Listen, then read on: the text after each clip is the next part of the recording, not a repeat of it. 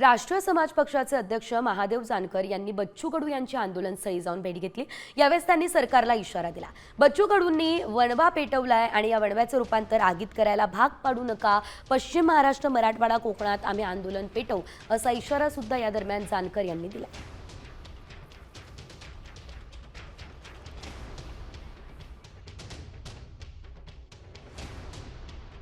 हे यश मोठं जाणार आहे।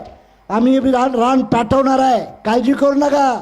नुसतं विदर्भातच नाही, पश्चिम महाराष्ट्र देखील पेटला जाईल, मराठवाडा देखील पेटला जाईल आणि कोकणात देखील ह्याची धग पोचवल्याशिवाय राहणार नाही।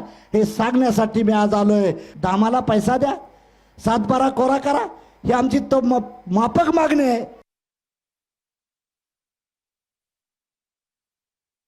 बच्चू कडूची तब्येत 3 किलो वजन कमी झालेलं आहे, बीपी वाढलेला आहे।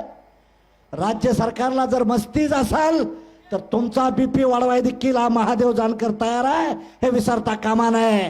तुम्ही त्या भ्रमात राहू नका। म्हणून राज्य सरकारला आमचा इशारा आहे, ज्या ज्या मागण्या आमच्या माफक आहेत त्या मागण्या तुम्ही द्यायचा प्रयत्न करा।